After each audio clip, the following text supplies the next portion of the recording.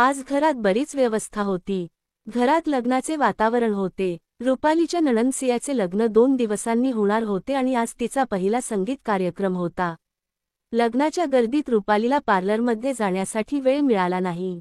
रुपालीला वाटत होते की आता तिला स्वतः तयार व्हावे लागेल, पण रुपालीला जास्त मेकअप कसा करायचा हे माहीत नव्हते. तरीही तिने हलका मेकअप केला आणि पिवळा सूट आणि कानात मोठे कानातले घातले. जास्त मेकअप नसल्याने तिने केसांची साधी स्टाईल केली. तयार झाल्यानंतर रुपाली खूप सुंदर दिसत होती. ती पिवळ्या सूटमध्ये खूप छान दिसत होती. तेवढ्यात रुपालीचा नवरा साहिल खोलीत येतो. रुपालीला पाहून साहिलही तिचे कौतुक थांबवू शकत नाही.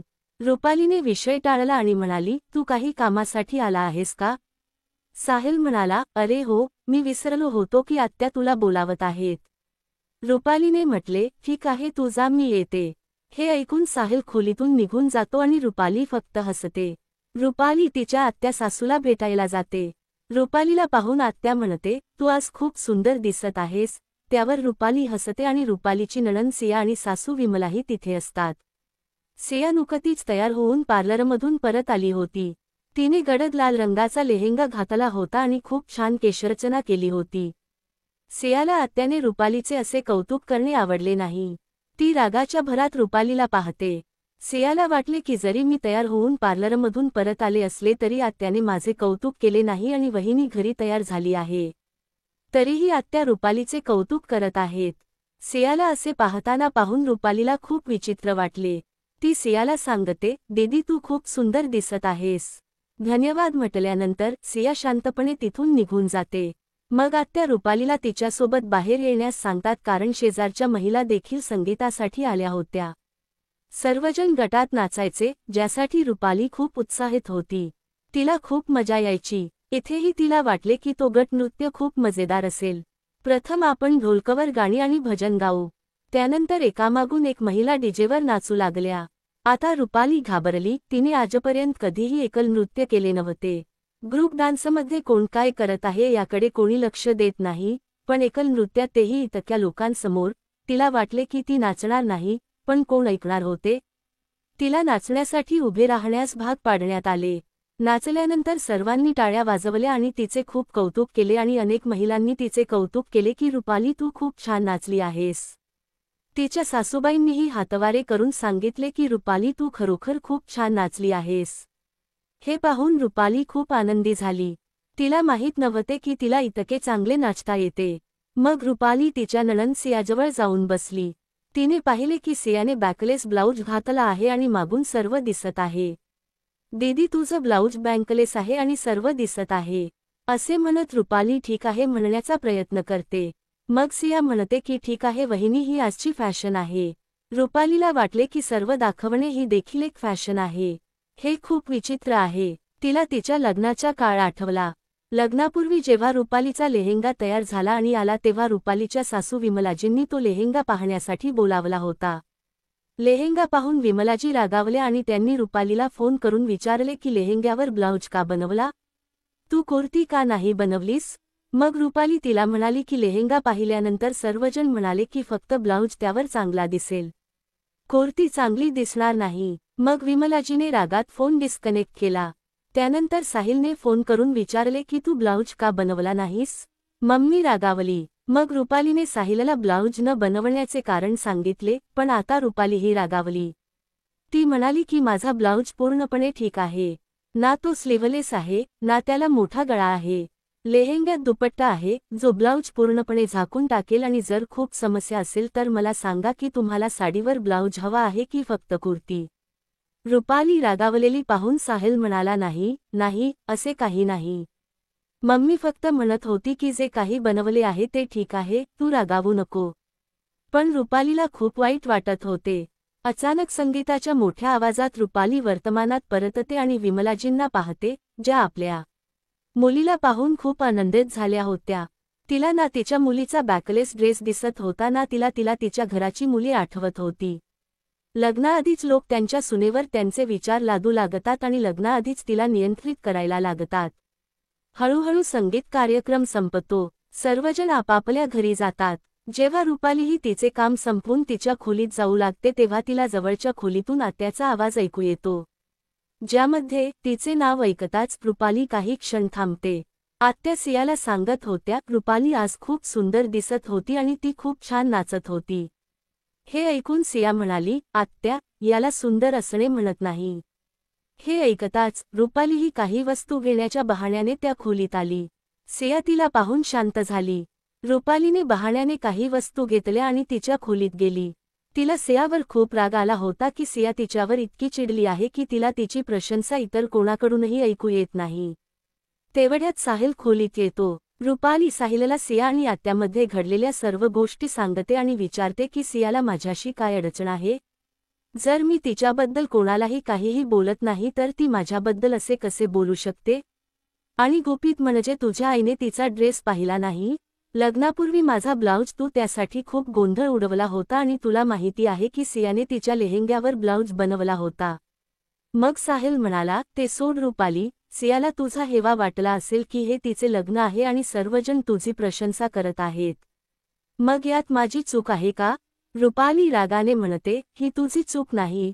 तू माझी सुंदर सुंदर पत्नी आहेस. मी तुला आधीच सांगितले आहे की हे लोक काय म्हणतात त्याकडे लक्ष देऊ नकोस. एका कानाने ऐक आणि दुसऱ्या कानाने ते सोडून दे. साहिल तिला प्रेमाने समजावून सांगतो.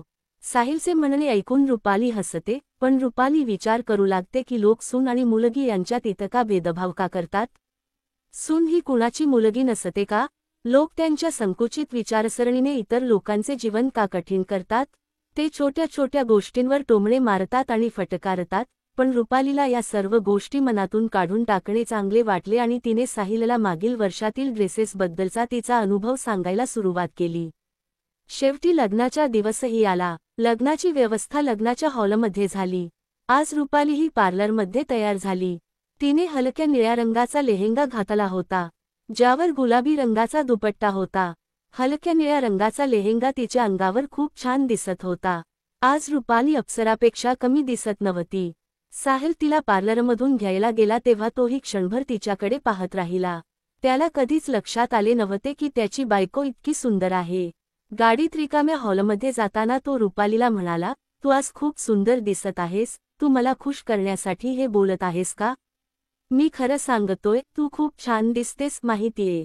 तसे पार्लरमध्ये तयार होण्यासाठी आलेल्या इतर महिलाही हेच सांगत होत्या, म्हणून आता मला खात्री पटली आहे की मी खरंच खरं बोलत आहे.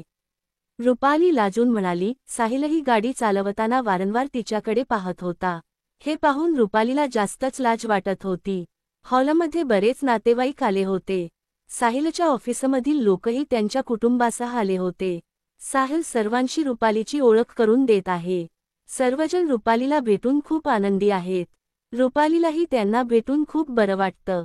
जेव्हा सर्वांची बायको रुपालीची प्रशंसा करते तेव्हा रुपाली धन्यवाद म्हणत लाजते. पण आज तिचे मन आनंदाने नाचत होते. कोणत्या महिलेला तिचे कौतुक ऐकून आनंद होणार नाही. तिला खूप खास वाटत होते. सिया देखील तयार होऊन पार्लरमधून परत आली. तिने लाल गुळगुळीत रंगाचा लेहेंगा घातला होता. ती देखील सुंदर दिसत होती. पण जेव्हा ती रुपालीला पाहते तेव्हा तिचा रुपालीवरचा दृष्टिकोन तसाच असतो. काही वेळाने वरातही मोठ्या थाटामाटात येते. रिबन कापला जातो. आता वराच्या आरतीची पाळी आहे. या विधीमध्ये वराला लाकडी फळीवर उभे केले जाते आणि त्याची आरती केली जाते. हा विधी दाराशी केला जातो.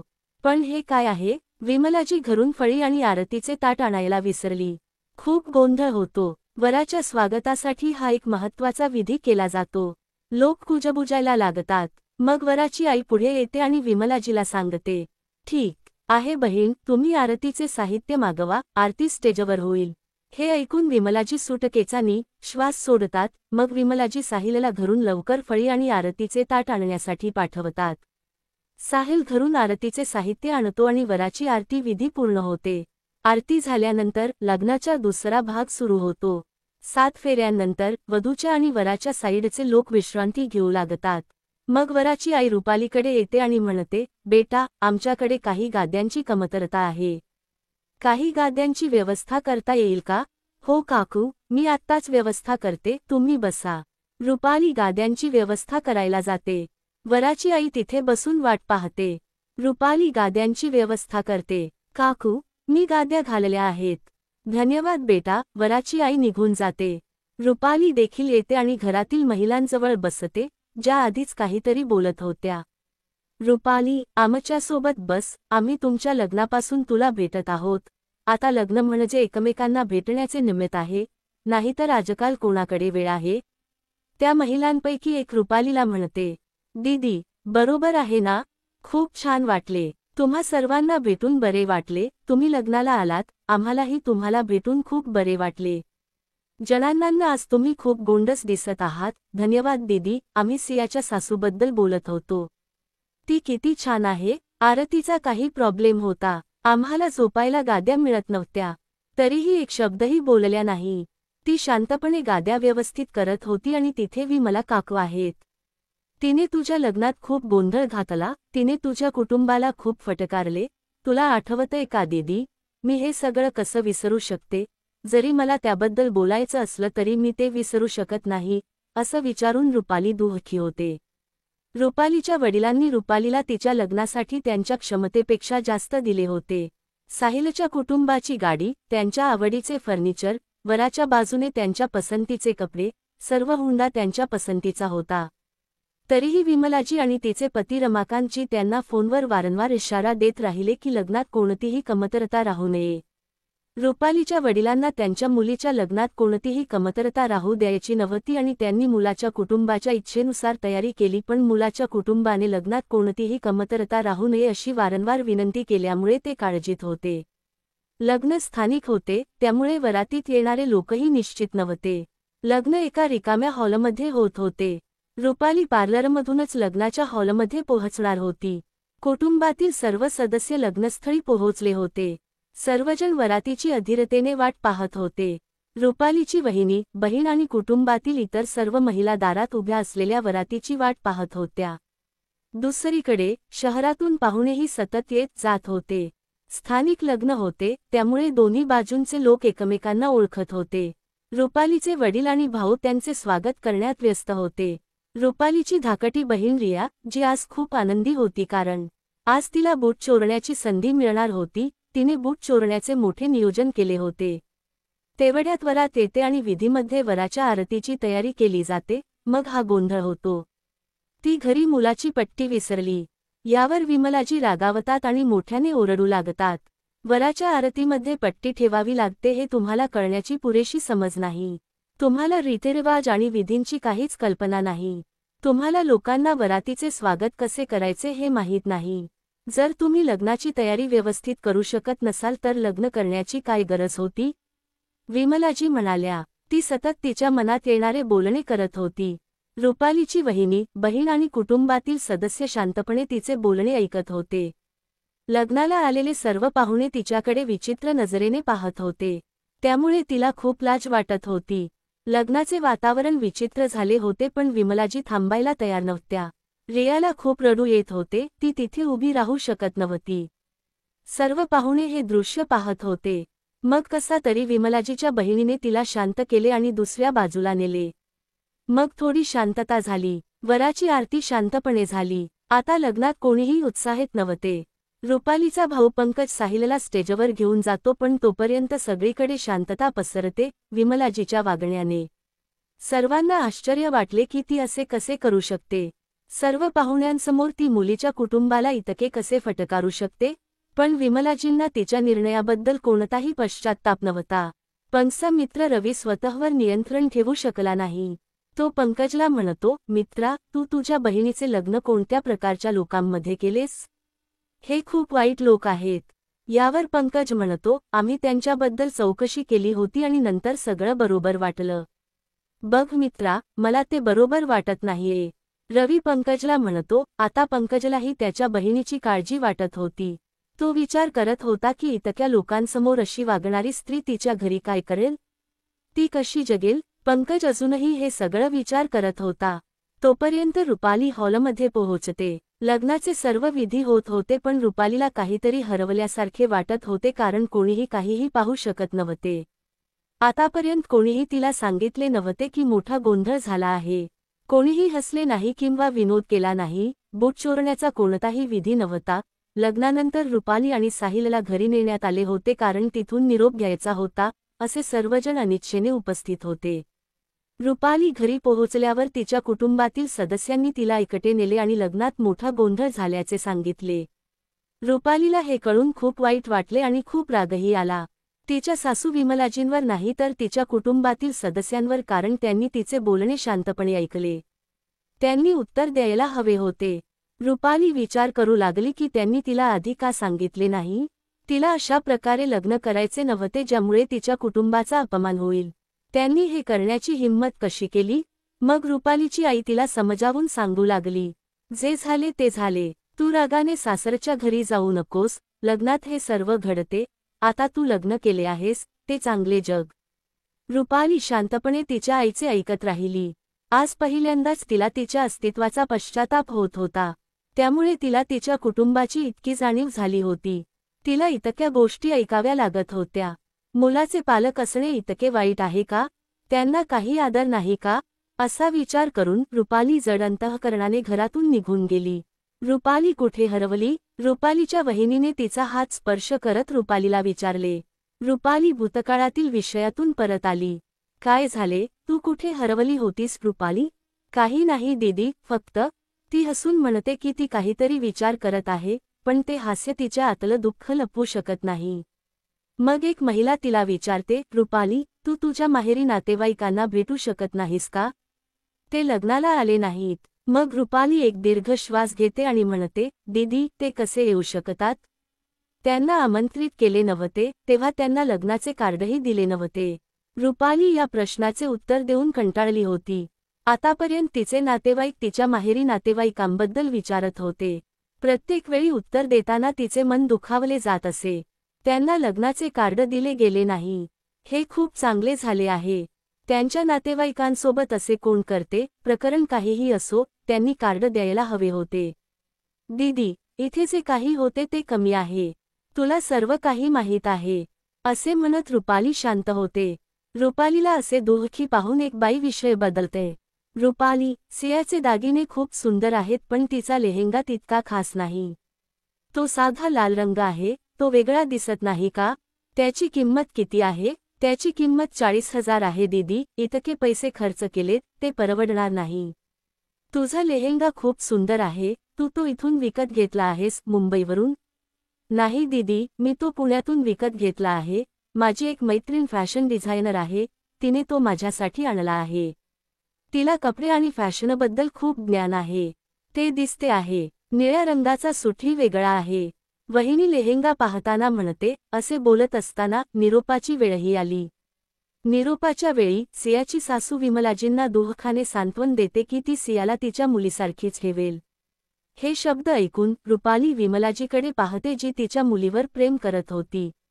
सियाचा निरोप होतो, त्यानंतर साहिल आणि रुपाली घरी येतात। बॉम्ब फुटणार आहे का? वाटेत तू माझ्याशी का बोलली नाहीस? मी फक्त त्या क्षणाची वाट पाहत आहे जेव्हा तू स्फोट करशील। तू विनोद करत आहेस, मला माहीत आहे की खूप काही चुकलं आहे आणि मीही बऱ्याच प्रमाणात त्यासाठी जबाबदार आहे। जर मी तिला आमच्या लग्नानंतर थांबवले असते, जेव्हा तिने पहिल्यांदाच तुमच्याशी गैरवर्तन केले होते, तर आज आईला हे सर्व करण्याची हिंमत झाली नसती। साहिलला त्याच्या वागण्याचा पश्चात्ताप होत होता। आईने आमच्या लग्नात इतका गोंधळ का निर्माण केला हे मला माहीत नाही। सियाच्या लग्नात तिने आणखी चुका केल्या, आईला कळले नाही का? तिने माझ्या कुटुंबाशी किती वाईट वागले होते। देवाने तिला अशा परिस्थितीत टाकले असते। रुपालीला समजले, ती खूप रागावत होती। त्यापलीकडे जाऊन तिने माझ्या कुटुंबाला लग्नाला बोलावलेही नाही। हे घर माझा इतकाही आदर करत नाही का? लोकांच्या प्रश्नांची उत्तरे देऊन मी थकले आहे। माझ्या वडिलांची काय चूक होती? कारण इतक्या वर्षांत पहिल्यांदाच त्यांनी त्यांच्या मुलीची बाजू घेतली होती आणि तिचे चुकीचे शब्द ऐकण्यास नकार दिला होता। तिने संपूर्ण समाजासमोर याचा बदला घेतला। त्यांना हेही समजत नाही की माझा भाऊ दरवर्षी दिवाळीला त्यांच्या घरी येत असे। ती त्याच्याशी नीट बोलतही नव्हती। मी माझ्या भावाला इथे येऊ नको असे सांगायचे, पण तो म्हणायचा की हे सर्व विधी पाळण्यासाठी करावे लागते। रुपाली रागावली। बोलताना तिच्या डोळ्यातून अश्रू वाहू लागले। ती नेहमीच माझा आणि माझ्या कुटुंबाचा अपमान करते। तिने आमच्या लग्नातही असेच केले आणि आता सियाच्या लग्नातही तिने असेच केले। आमच्या लग्नापासून ती माझ्याशी असेच वागते आहे, पण आता पुरे झाले आहे, मी ते सहन केले आहे। आता मला तडजोड करायची नाही। रुपाली दृढनिश्चयाने तिचे अश्रू पुसते. साहिल म्हणाला, मी प्रत्येक निर्णयात तुझ्यासोबत आहे, आता मी तुझ्यावर कोणत्याही प्रकारचा दबाव आणणार नाही. साहिल रुपालीला वचन देतो. दुसऱ्या दिवशी साहिल ऑफिसला निघून जातो. रुपाली घरकाम करते पण तिचा राग अजूनही शांत झाला नव्हता. ती विचार करत होती की जर ती लग्नाला गेली नसती तर काय झाले असते. तिच्या सासरच्यांना लोकांचे तोंड बंद करणे कठीण होते, पण तिला लोकांना तिच्याबद्दल बोलण्याची संधी द्यायची नव्हती. पण तिला वाटले की तिच्या सासरच्या लोकांना तिची अजिबात किंमत नाही. तिला संध्याकाळ कधी झाली हेही कळले नाही. तेवढ्यात साहिलही घरी आला. रुपाली अजूनही साहिलवर रागावली होती. रुपालीचे वागणे पाहून साहिल म्हणाला, रुपाली, जे काही झाले ते मी दुरुस्त करू शकत नाही, पण मी वचन देतो की मी हे पुन्हा कधीही होऊ देणार नाही. तू नेहमीच असे म्हणतेस, हे पुन्हा कधीही होणार नाही. मला तुझ्याशी बोलायचे नाही. बरं, मी तुला असे काहीतरी सांगेन जे तुला आनंदी करेल. साहिल रुपालीला चिडवतो आणि म्हणतो, मला तू जे काही बोलतो ते ऐकायचे नाही, असे म्हणत ती साहिलपासून तोंड फिरवते. काही हरकत नाही, आपण भिंतींना सांगू. तर ऐक भिंती, माझा बॉस आणि त्याची बायको लग्नाला आले होते. जेव्हा त्याच्या बायकोने रुपालीला पाहिले तेव्हा तिने रुपालीला वधू समजले. बॉसने तिला सांगितले की भाऊ, ती वधू नाही, ती साहिलची बायको आहे. म्हणून भिंती आज बॉसने मला हे सांगितले. साहिलचे बोलणे ऐकून रुपाली गुपचूप हसायला लागते. साहिल रुपालीवर हसतो आणि तिला म्हणतो, आज हे सिद्ध झाले आहे की बायको कितीही रागावली तरी तिच्या सौंदर्याची प्रशंसा ऐकून ती नेहमीच आनंदी होते. मी तुला आता सांगेन. रुपाली साहिलला उशीने मारू लागते. साहिल तिच्यापासून स्वतःला वाचवण्यासाठी पळू लागतो. रुपालीच्या लग्नाला 1 वर्ष उलटून गेले होते. रुपालीच्या आयुष्यातही एक चांगली बातमी आली होती. ती 3 महिन्यांची गर्भवती होती. रुपाली आणि साहिल खूप आनंदी होते पण डॉक्टरांनी रुपालीला बेड रेस्ट घेण्याचा सल्ला दिला होता. रुपाली अजूनही घरातील कामे करत राहिली पण तिची तब्येत थोडी खराब होती. जेव्हा सियाच्या सासूलाही रुपालीच्या तब्येतीची माहिती मिळाली तेव्हा ती रुपालीच्या तब्येतीची माहिती घेण्यासाठी रुपालीला फोन करते. औपचारिक संभाषणानंतर सियाची सासू रुपालीला विचारते, रुपाली, मला एक गोष्ट सांग, तुमच्या ठिकाणी करवा चौथला मुलगी तिच्या माहेरी राहते आणि जावईही तिच्यासोबत राहतो. अशी कोणतीही प्रथा नाहीये काकू, पण तुम्ही हे का विचारत आहात? रुपाली उत्तर देते, अरे, मला तुझ्या सासूचा फोन आला होता की करवा चौथ येणार आहे, म्हणून ती म्हणत होती की तुमच्या इथे अशी प्रथा आहे पण इथे अशी नाहीये. म्हणूनच मी तुला एकदा विचारायचे ठरवले. काकू, माझ्या काळात अशी प्रथा नव्हती. जर आयता अशी झाली असेल तर मी सांगू शकत नाही. रुपाली तिच्या सासूच्या बोलण्यावर आश्चर्यचकित झाली. काही फरक पडत नाही रुपाली, तुम्ही स्वतःची काळजी घे, सगळं ठीक होईल. मी फोन ठेवते. हो काकू. फोन डिस्कनेक्ट होतो आणि रुपाली विचार करत राहते. हे कसले लोक आहेत, ते त्यांच्या इच्छेनुसार सर्व गोष्टी कशा बदलतात. माझ्या पहिल्या करवा चौथला मला माझ्या घरी जाण्याची परवानगी नव्हती. तेव्हा अशी कोणतीही प्रथा नव्हती आणि जावयाला ठेवण्यासाठी हे एक चांगले निमित्त आहे. तर ते मला माझ्या घरी 10 मिनिटेही राहू देत नाहीत. विचार करत असताना रुपाली तिच्या पहिल्या करवा चौथबद्दल विचार करू लागते. लग्नानंतर काही महिन्यांनी साहिल रुपालीला पुण्याला घेऊन आला. रुपालीचा पहिला करवा चौथ येणार होता. रुपालीची सासू खूप आनंदी होती. रुपालीच्या सासूबाई म्हणाल्या की हा तिचा पहिला करवा चौथ असल्याने ती तिला पूजा व्यवस्थित कशी करायची आणि सर्व विधी कसे करायचे ते शिकवेल जेणेकरून ती भविष्यात स्वतः सर्व विधी व्यवस्थित करू शकेल. आता लग्नातील वर्तनामुळे रुपालीला त्यांच्याकडे जायचे नव्हते. रुपालीने साहिलला सांगितले की तिला करवा चौथला तिच्या घरी जायचे आहे. तिची आई तिला सर्व पूजा विधी योग्यरित्या कसे करायचे ते शिकवेल आणि ती तिच्या घरी गेल्यापासून बराच काळ झाला आहे. तिला खरोखरच तिच्या पालकांना भेटायचं आहे. साहिल रुपालीला सांगतो की मी त्याच्या पालकांना विचारून त्यांना कळवतो. रुपाली आनंदी होते. तिला घरी जायचं होतं. साहिल संध्याकाळी त्याच्या घरी फोन करतो आणि करवा चौथला रुपालीला त्याच्या घरी पाठवायला सांगतो. साहिलचे बोलणे ऐकून त्याचे पालक रागावतात आणि ते साहिलवर रागावू लागतात. मग ते साहिलला रुपालीला फोन देण्यास सांगतात. साहिल फोन रुपालीला देतो. रुपाली घाबरून फोन घेते. त्या लोकांचा फोन येण्याने रुपाली खूप घाबरत असे. ते नेहमीच कोणत्या ना कोणत्या कारणाने रुपालीला टोमणे मारायचे. साहिलच्या घरून फोन आला की रुपालीचे हृदय वेगाने धडधडते. तिला असे वाटायचे की तिला आज काय ऐकावे लागेल हे तिला माहीत नाही. त्या लोकांची एक विचित्र भीती रुपालीच्या मनात घर करून बसली होती. रुपाली घाबरून फोन उचलते. साहिलचे वडील दुसऱ्या बाजूने रुपालीला बोलतात. रुपाली त्याचे स्वागत करते. रमाकांतजी म्हणतात, रुपाली, साहिल म्हणत आहे की करवा चौथला तुला तुझ्या घरी जायचं आहे, कुठेही जाण्याची गरज नाही. तुझ्या वडिलांनी लग्नात असं काही केलं आहे का की ते करवा चौथला काही देतील? लग्न असं असतं. आमच्या मुलीचं लग्न पाहिल्यावर आम्ही तुला सांगू की लग्न कसं असतं. त्यांनी गाडीसाठी पूर्ण पैसेही दिले नाहीत, पण माझ्या वडिलांनी दिले. त्यांनी पूर्ण पैसे दिले नाहीत. सासरे म्हणाले, तुझ्या वडिलांनी 1,00,000 रुपये कमी दिले आहेत पण वराबद्दल काहीही सांगितले नाही. मला समजले नाही असं म्हणत रमाकांतजी फोन डिस्कनेक्ट करतात. रुपाली हातातल्या फोनकडे पाहत राहते. डोळ्यात अश्रू असल्याने तिला फोन अस्पष्ट दिसू लागतो. रुपालीला अशा अवस्थेत पाहून साहिल तिची काळजी करू लागतो. तो रुपालीला विचारतो, काय झालं रुपाली, तू अशी का बसली आहेस? वडील काय म्हणाले? रुपाली साहिलला उत्तर देत नाही आणि काहीतरी विचार करून ती तिच्या घरी फोन करते. तिची आई फोन उचलते. ती रुपालीचा फोन आहे हे कळल्यावर खूप आनंदी होते आणि रुपालीला विचारते, रुपाली, साहिलने त्याच्या घरी विचारले होते का? आम्ही तुला आणायला कधी येऊ? मम्मी, मी येणार नाही. त्यांनी नकार दिला आहे. पण त्यांनी नकार का दिला? रुपाली त्यांच्या बोलण्याला उत्तर देत नाही आणि आईला विचारते, मम्मी, बाबा कुठे आहेत? मला त्यांच्याशी बोलायचे आहे. तुझे वडील इथे आहेत. रुपाली, काय झाले आहे? ती काळजी करू लागते. आई, कृपया आधी फोन पप्पांना दे. आई हार मानते आणि रुपालीच्या वडिलांना फोन देते.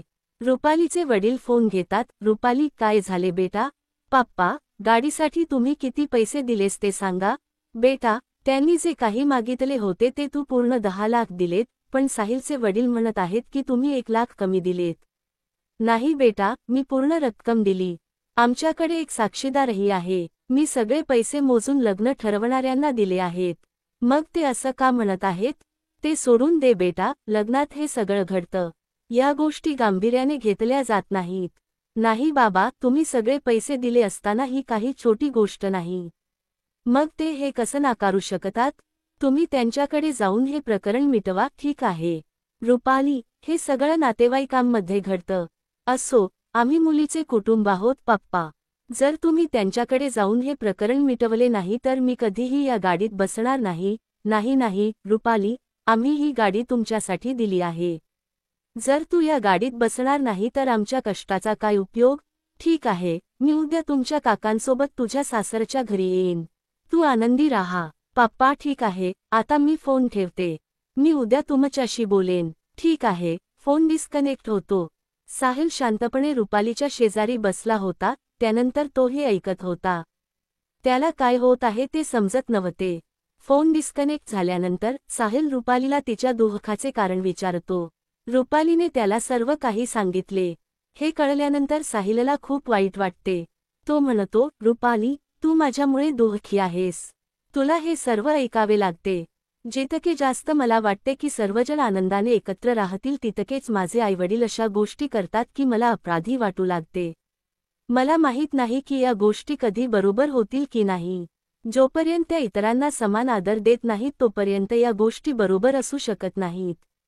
त्यांच्या मते सून म्हणजे अशी व्यक्ती जी त्यांच्या प्रत्येक बरोबर किंवा चुकीला शांतपणे स्वीकारते. आणि मुलीच्या कुटुंबाचा अजिबात आदर केला जात नाही. का? कारण ते मुलीचे कुटुंब आहेत. रुपाली तिच्या डोळ्यातील अश्रू पुसत हसायला लागते. रुपाली, स्वतःची काळजी घे. जर तुला तुझ्या घरी जायचे असेल तर मी तुला सोडेन. मला कुठेही जायचे नाही. कधीकधी मला मरायचे असे वाटते. सर्व काही संपेल. सर्व त्रास कायमचे संपतील. माझ्या कुटुंबाचा अनादर संपेल. पण मी शांतपणे मरेन का? मग सर्व काही ठीक होईल का? मग सगळे म्हणतील, अरे, लग्नानंतर मुलीने आत्महत्या केली. तिचे कोणाशी तरी प्रेमसंबंध असले पाहिजेत. मी माझ्या कुटुंबाबद्दलही विचार करते. त्यांनी माझी प्रत्येक छोटीशी इच्छा पूर्ण केली आहे. त्यांनी मला खूप प्रेम दिले आहे आणि आत्महत्या करून मी त्यांना खूप वेदना देऊ का? मी या सर्वाच्या लायक नाही. आणि मला माहीत नाही माझे काय. रुपाली तिचे अश्रू पुसत साहिलला म्हणते की तुझे काय आहे? तू तुझ्या पालकांच्या निवडीनुसार पुन्हा आनंदाने लग्न करू शकतोस. मला दुसऱ्या कोणाशीही लग्न करायचे नाही. मी या लग्नात खूप आनंदी आहे. मी तुला तो फोन द्यायला नको होता. मला कसे कळले असते की ते वडील या सगळ्याबद्दल बोलतील. तेवढ्यात साहिल त्याच्या वडिलांशी फोनवर बोलण्यासाठी खोलीतून बाहेर पडतो. रुपाली जड पावलांनी तिच्या बेडवर जाते आणि झोपते. आणि रडत रडत ती कधी झोपते हे तिला कळतही नाही. साहिल खोलीत येतो तेव्हा ती देखील झोपलेली असते. साहिल रुपालीला झोपलेली पाहतो आणि तिच्या अंगावरून ब्लँकेट ठेवतो. साहिल रुपालीला झोपलेली पाहतो आणि विचार करतो की त्याची रुपाली किती आनंदी होती, ती तिच्या घरी जाण्यासाठी किती उत्साहित होती. पण एका फोन कॉलने तिचा सर्व आनंद हिरावून घेतला. साहिल रुपालीच्या डोक्याजवळ बसतो, तिच्या केसांमधून हात फिरवत म्हणतो की मला माफ कर रुपाली. हे सर्व माझ्यामुळे आहे. मी तुला हे सर्व सांगू शकतो कारण मी त्यांना कधीही थांबवले नाही. मला वाटले की ते माझ्यासाठी माझे आई आणि वडील आहेत. हे माझे कर्तव्य आहे पण आता मी कंटाळलो आहे. माझ्यावरही तुझ्या जबाबदाऱ्या आहेत. मी त्यांना नाही म्हटले आहे. आता ते तुला कधीही काहीही बोलणार नाहीत. जर त्यांना काही सांगायचे असेल तर ते मला सांगतील. आता मी तुला कधीच कोणाला काहीही बोलू देणार नाही, हे माझे तुला वचन आहे. दुसऱ्या दिवशी रुपाली लवकर उठते. बाहेर थंड वारा वाहत असल्याने ती बाल्कनीत जाते. आकाशात पक्षी उडत होते. पक्ष्यांचा किलबिलाट तिच्या मनाला शांत करत होता. मीही पक्षी असते तर मी कोणाचीही पर्वा न करता या आकाशात उडू शकले असते. रुपाली मनात विचार करत एक दीर्घ श्वास घेते. तुला काय वाटत आहे रुपाली? साहिल रुपालीच्या गळ्यात हात घालतो. ती काहीच बोलत नाही. ती फक्त या पक्ष्यांकडे पाहत होती. चल जाऊया. आता तू तयार हो, मी तुझ्यासाठी नाश्ता बनवतो. मी विचार करत होतो की मी आज ऑफिसमधून सुट्टी घेऊन तुला कुठेतरी फिरायला घेऊन जाईन. नाही, त्याची गरज नाही. मला कुठेही जायचं नाहीये. तू ऑफिसला जा. पण रुपाली म्हणाली, आपण कधीतरी फिरायला जाऊ. रुपाली तिच्या शांतपणे म्हणाली, तू ऑफिसला जा. मी घरीच राहीन. तू उदास दिसत आहेस. नाही, मी ठीक आहे. तू काळजी करू नकोस. पण मला तसं वाटत नाहीये. माहितीये ना, मला थोडा वेळ लागेल पण मी बरी होईन. बघ, मला आत्ता याबद्दल बोलायचं नाहीये. ठीक आहे, तुला वाटेल तेव्हा आपण बोलू. ठीक आहे. रुपाली मान हलवते. साहिल तयार होतो, नाश्ता करतो आणि ऑफिसला जातो. रुपाली वारंवार घड्याळाकडे पाहत होती. आज वेळ तिच्यासाठी जात नव्हता. आज घड्याळ इतक्या हळू का चाललंय? तिने एक दोनदा तिला घरी फोन केला होता. तिच्या आईने तिला सांगितलं होतं की तिचे वडील हरिप्रसाद काकांच्या सोबत तुझ्या सासरच्या घरी गेले आहेत. फोन वाजला तेव्हा दुपारी 2 वाजले होते. तो रुपालीच्या आईचा फोन होता. फोन उचलताच रुपालीला भीती वाटली. तिने विचारलं, मम्मी, बोलणं स्पष्ट झालं का? हो बाबा. तुझे वडील घरी येताच त्यांनी प्रथम तुला फोन करून तुझ्याशी स्वतः बोलण्यास सांगितले. रुपालीची आई तिच्या वडिलांना फोन देते. नमस्कार, नमस्कार पप्पा, सर्व काही स्पष्ट आहे. त्याला कळले की आम्ही पूर्ण रक्कम भरली आहे. हो बेटा, त्याला कळले. पण आधी तू एक श्वास घे. तुम्ही जे बोललात ते ऐकल्यानंतर मी आता शांततेचा श्वास घेऊ शकते, नाहीतर कालपासून मला गुदमरल्यासारखे वाटत होते. बेटा, अशी काळजी करू नकोस. आम्ही तुझ्या सर्व समस्या सोडवण्यासाठी आलो आहोत. मला माहीत आहे पप्पा, म्हणूनच मी जगू शकते. असे म्हणत रुपाली गप्प झाली. पण पप्पा, तुम्ही त्यांना कसे पटवले? हे सर्व हरिप्रसादजीचा चमत्कार आहे. हरिप्रसाद काकांनी काय केले? पप्पा, तुला माहीत आहे की तुमच्या सासरच्यांनी त्यांच्या सर्व मागण्या कागदावर लिहून ठेवल्या होत्या आणि तो एक मध्यस्थ होता आणि आम्हालाही ओळखत होता, म्हणून मी त्याच्याकडून तुमच्या सासरच्यांसाठी सर्व सामान आणि गाडीचे पैसे घेतले. म्हणून त्यांना सर्व काही दिले. म्हणून त्याने मला तुझ्या सासऱ्यांनी दिलेल्या कागदपत्रांशी ओळख करून दिली आणि जेव्हा सर्व काही त्याच्या मागणीनुसार झाले तेव्हा त्याने कागदपत्रांवर सही केली की आम्ही त्याला इतके सामान आणि पैसे दिले आहेत. आणि आज तो कागद कामी आला. वा पप्पा, हरिप्रसाद काकांनी खूप छान काम केले आहे. हो बेटा, आज त्यांच्यामुळेच आम्ही हे सिद्ध करू शकलो. नाहीतर आमची मुलगी तिच्या वडिलांनी दिलेल्या गाडीत बसणार नव्हती. बघ रुपाली बेटा, कोणी काहीही म्हटले तरी तू आमच्यासाठी मौल्यवान आहेस. आम्ही तुझे लग्न केले आहे, आम्ही तुला सोडले नाही.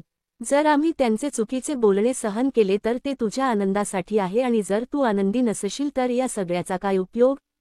पप्पा, जर तुम्हाला मला आनंदी पाहायचे असेल तर मला वचन द्या की आतापासून तुम्ही त्यांचे चुकीचे बोलणे सहन करणार नाही, काहीही झाले तरी. ठीक आहे बेटा, आमचा आनंद फक्त तू नेहमी आनंदी राहण्यात आहे. ठीक आहे, आता फोन लवकर बंद कर आणि काहीतरी खा. तू सकाळपासून काहीही खाल्ले नसेल. तुम्हाला कसे कळले? आम्ही आमच्या मुलीला ओळखत नाही का? पाप्पा, तुम्ही जगातील सर्वोत्तम वडील आहात. आणि तू जगातील सर्वोत्तम मुलगी आहेस. वडिलांशी बोलल्यानंतर रुपालीला खूप हलक वाटल. रुपाली वर्तमानात परतते. पहिल्या करवा चौथला तिला तिच्या घरी जायचे होते आणि हे लोक तिला पैशांबद्दल टोमणे मारू लागले होते. हे लोक कधी शुद्धीवर येतील कोणाला माहीत? रुपालीला आठवले की जेव्हा तिने तिच्या सासूला सांगितले की ती अंडी खाते, तेव्हा तिच्या सासूने म्हटले होते की जर आम्हाला आधी कळले असते तर आम्ही आमच्या मुलाचे लग्न अंडी खाणाऱ्या मुलीशी केले नसते. आमच्या घरात अंडी खाण्याची प्रथा नाही. रुपालीने त्या दिवसापासूनच अंडी खाणे बंद केले. सिया विमलाजींसमोर बसून एगरोल खात असे आणि ती तिला काहीही म्हणत नव्हती. हे वेगळे आहे. जरी साहिलने रुपालीला अनेक वेळा सांगितले की जर तिला एग रोल खायचे असेल तर ती ते खाऊ शकते, कोणालाही कळणार नाही, पण रुपाली नकार देत असे. तिला त्यांच्या घरात निषिद्ध असलेले काम करायचे नव्हते. ती साहिलला म्हणाली, बघ, अंडी ही अशी गोष्ट नाही जी मी सोडू शकत नाही आणि जर ती तुझ्या घरी खाल्ली जात नाहीत तर मी ती गुपचूप खाणार नाही. मला फक्त एकच अडचण आहे की जेव्हा सिया तुझ्या आईसमोर बसून जेवते तेव्हा ती तिला का टोमणे मारत नाही? पण ते राहू दे, मला आता या सर्व गोष्टींची सवय झाली आहे. रुपालीने ठरवले होते, आता ती अशा गोष्टींकडे लक्ष न देण्याचा प्रयत्न करेल कारण जेव्हा ती लक्ष देते तेव्हा फक्त तिलाच त्रास होतो आणि तिचा मूड 2 ते 3 दिवस खराब राहतो. इतरांच्या संकुचित विचारसरणीने आपण आपली शांती आणि आनंद का बिघडवायचा? 9 महिन्यांनंतर रुपालीने एका गोंडस मुलाला जन्म दिला. तिचे आयुष्य आता आनंदी होते. तिने ठरवले की ती इतरांच्या कोणत्याही छोट्या गोष्टीकडे लक्ष देणार नाही. इतर बदलणार नाहीत, आपण बदलले पाहिजे आणि ज्या गोष्टी आपल्याला आनंद देतात त्याकडे अधिक लक्ष दिले पाहिजे. तर मित्रांनो, तुम्हाला ही कथा कशी वाटली? कमेंट करून आम्हाला सांगा. जर तुम्हाला कथा आवडली असेल तर व्हिडिओ लाईक करा. जर चॅनेलवर नसेल तर चॅनेल सबस्क्राईब करा. धन्यवाद.